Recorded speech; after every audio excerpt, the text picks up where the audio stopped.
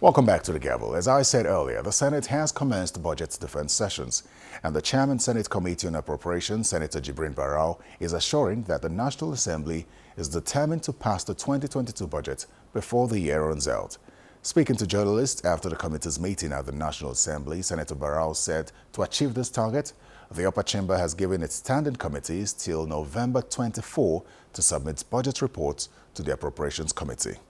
Now let's find out more about the budget defense in the upper chamber. The House of Representatives Committee on Aids and Loans met with the Ministry of Budget and National Planning and was concerned about certain projects for which the federal government plans to borrow. If you check your record on the 2018 to 2020 borrowing plan that was sent to the National Assembly, there was a repetition of a project. This is a great imperative project of Minister of Agriculture. We have already given approval on this project before your submission, before your last submission. But unfortunately, you resubmitted it in the request you sent to the National Assembly. So to keep records straight, you should take note.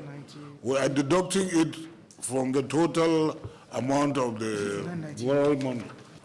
Somebody has just called my attention to let me know that it's not the only one. There is also Lagos to Kano Railway Modernization Project. It is the branch line to Apapa that is being submitted. That is what is new. The branch line to Apapa, and the essence is to make, that's from Ebutemeta to Apapa, in order to decongest the ports. You want to make that line viable because passenger traffic. Ibadan to Kano segment. 5.5 billion. It has been approved before this. We are not resubmitting this. This came way back, and from it, you picked a few, including even the green imperative. Sure. So it's not a repetition. It had been before you. Okay. That is the explanation. So no. It is correct, you have approved it. So you should drop it, remove it. Meanwhile, the Group Managing Director of the NNPC honored the invitation of the House Committee on Nigerian Content Development on an allegation that the NNPC had violated certain laws, including the cabotage law, by employing the services of a foreign company. In the case of this, Mr. Kyari responded by explaining that no law was violated, an explanation that appeared to satisfy the committee. NIMASA must offer waiver of the cabotage restrictions before any vessel will be chartered by an NNPC. What it means is that every vessel that we have taken meets the requirement of the Cabotage Act, which by implication means that we have also met the requirements of the Nigerian Content Act.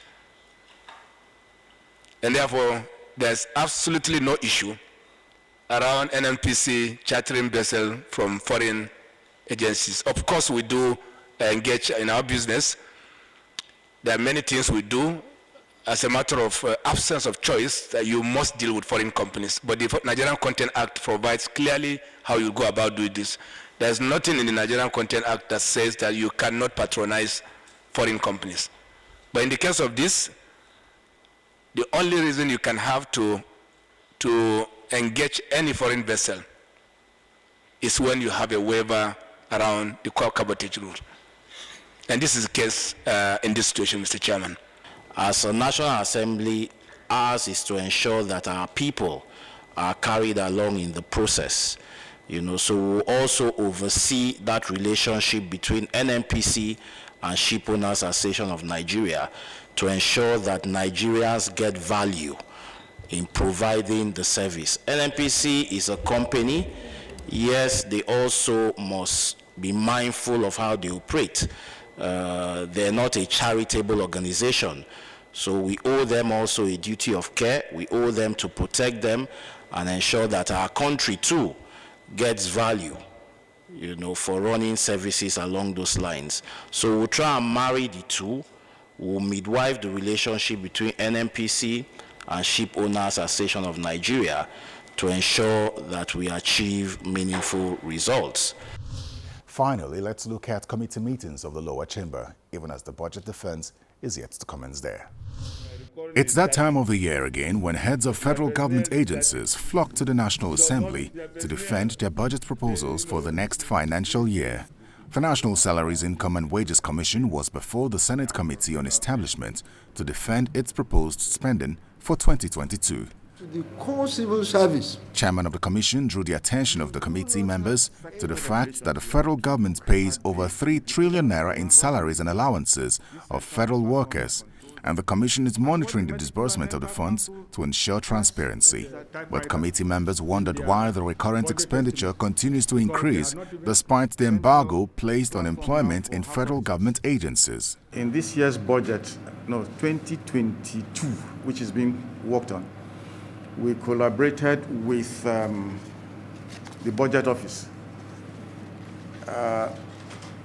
because we noticed some agencies did not allow us to carry out salary inspections. So we collaborated with this Budget Office, and they have been asked, all the agencies have been asked to produce letters of approval for their salaries and allowances that were issued by NSIWC.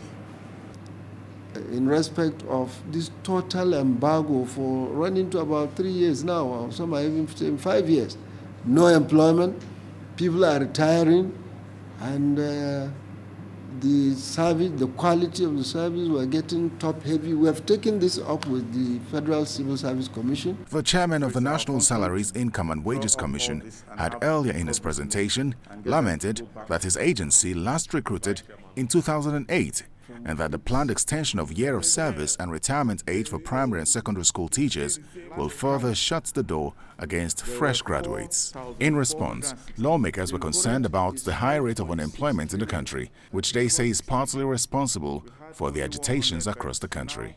We can't continue like this. If we take these youths and people, the majority out there, for granted, it will collapse on all of us. Why would you be increasing overhead and recurrent expenditure when you are not employing, you are not promoting? It doesn't add up. In the meantime, the impact of the COVID-19 pandemic on businesses in Nigeria has been devastating. According to the National Bureau of Statistics, around 20% of workers in Nigeria have lost their jobs as a result of COVID-19. At a meeting between the Senate Committee on Industry and the Bank of Industry, lawmakers were concerned about access to funding for small and medium enterprises to withstand the economic shocks caused by COVID-19. They are not satisfied with the loans disbursed to small and medium enterprises in 2021. While defending the loan disbursement to MSMEs, the managing director of the Bank of Industry lamented the failure of people to repay loans collected.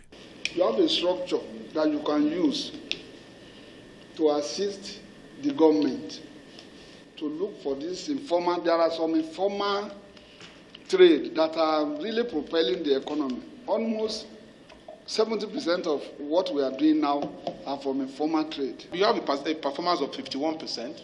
Then even in terms of the total volume of loans that even you have for 2021, out of about 206 billion, just 41 billion is voted for that particular segment. And given their importance, I think that you need to explain to us what strategy that you have.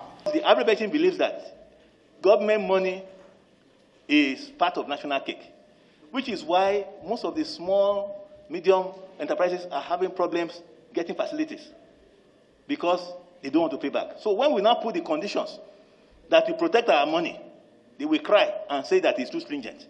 But the ones that we have reduced our lending criteria, money has been lost. So we are preventing that from happening.